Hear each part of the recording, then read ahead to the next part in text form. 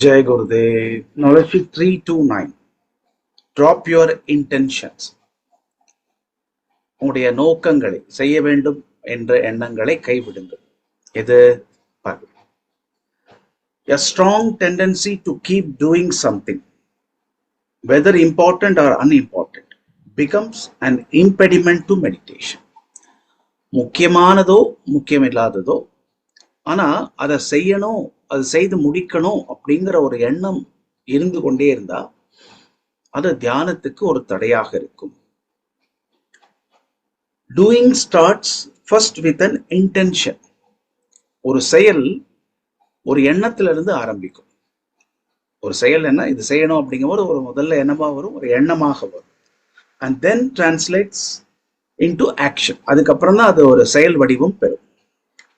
Though intention springs from being, அந்த ஒரு நோக்கம் உங்களுக்குள்ள இருந்து வந்தாலுமே, when it becomes doing, it does not let you settle down. அது ஒரு செயலாக மாறும்போது உங்களை அமைதியாக இருக்க விடாது. All intentions, good or bad, trivial or important, need to be dropped for meditation to happen.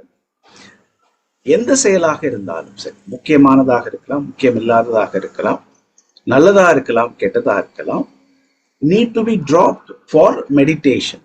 தியானம் செய்யும் பொழுது அது எல்லாத்தையும் என்ன பண்ணணும், நாம விட்டு விட வேண்டும். இப்போ விஜய் அப்படின்னு ஒரு பக்தர் கேட்கிறார், but it's not dropping all intention it self an intention. எல்லா எண்ணங்களையும் கைவிடணும் அப்படிங்கிறமே அதுவே ஒரு எண்ணம் இல்லையா? அதுவே ஒரு நோக்கமா இருக்காதா, ஆயிடாதா அப்படின்னு கேட்கிறார்.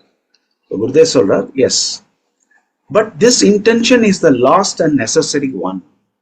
இதுதான் நிறைவான ஒண்ணு, அதுவும் தேவையான ஒன்று. எது இந்த மாதிரியான நோக்கத்துல கைவிடுறது. Dropping intention is not an act. Just the intention to drop them itself serves the purpose. Dropping intentions is not an act. அது ஒரு செயல் அல்ல. ஜஸ்ட் த இன்டென்ஷன், அது எல்லாத்தையும் கைவிடணும் அப்படிங்கிற ஒரு எண்ணம் இருந்தாலுமே, எண்ணம் இருக்கு இல்லையா, அதுவே என்ன பண்ணும் அப்படின்னா உங்களை சுதந்திரமாக்கும்.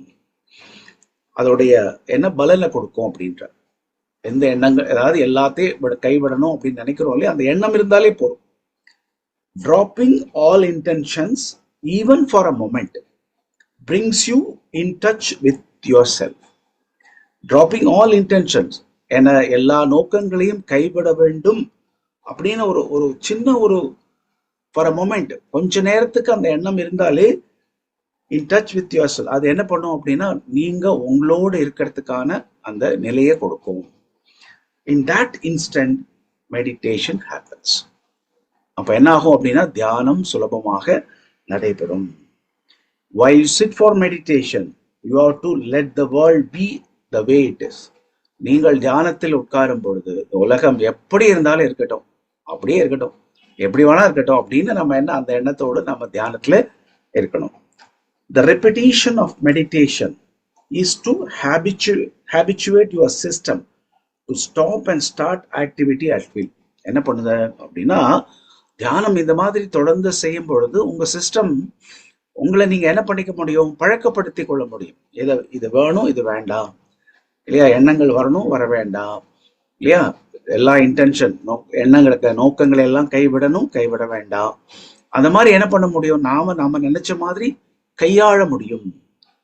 The ability to consciously do this, இது நல்லா செய்யறதுக்கு என்ன, இது செய்யறதே என்ன ஒரு முக்கியமான ஒரு திறன், ஒரு என்ன திறமை இல்லையா. ஒன்னே ஒண்ணு நம்ம தெரிஞ்சுக்க வேண்டியது என்ன அப்படின்னா குருதேவ் சொல்றாரு, தியானம் செய்யும் பொழுது, அதனாலதான் 3 கோல்டன் ரூல் ஆல்ரெடி கொடுத்துருக்காங்க. என்ன, ஐ ஆம் nothing, I two nothing, I want nothing. எனக்கு எதுவும் வேண்டாம், நான் எதுவும் செய்ய போறது இல்லை இல்லையா, நான் எதுவும் இல்லை.